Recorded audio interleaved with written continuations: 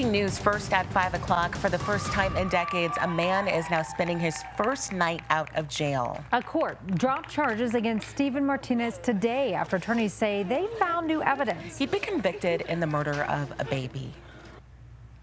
Your reporter Alan Janae live outside the Denver courthouse. Alan, an emotional day that ended with Martinez leaving a free man just about an hour ago.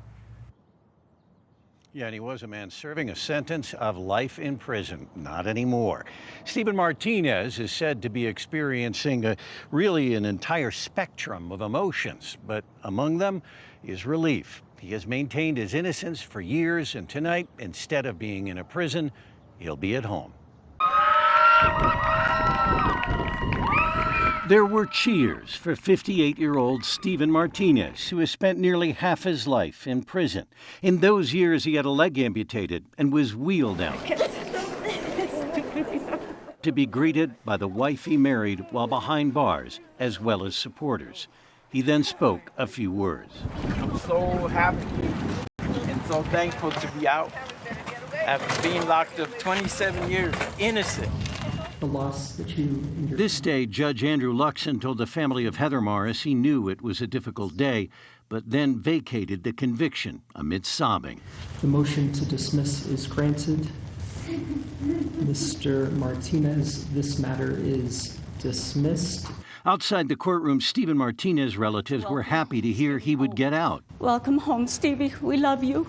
And it's been 28 years. Outside the courthouse, the baby's father steamed. Oh, very angry. If I really wanted to say what I want to say, no, I'd incriminate myself. And a cousin wondered. How does a pneumonia cause a fracture on a baby's head? How does Stephen admitting that he hit Heather's head on the crib, how does pneumonia take all that stuff away? It doesn't make sense. Jeannie Siegel of the Corey Wise Innocence Project said Martinez made a confession after being misled. When he was told that if he said that he did that he would be looking at anger management or probation versus if he continued to deny it, that then he was looking at murder, eventually he made those statements. We now know today that those statements were false. An affidavit from the investigation in 1998 shows a doctor who treated Heather indicated she had a fractured skull and bleeding inside her brain.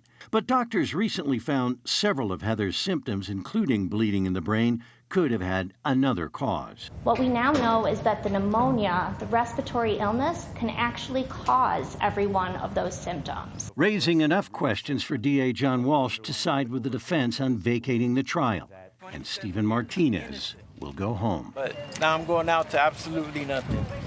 But God bless you guys. Have a great day. DA John Walsh said there is no indication that there was any kind of misconduct by investigators back in the day. He said if he had to try this case again today, he could not prove it beyond a reasonable doubt.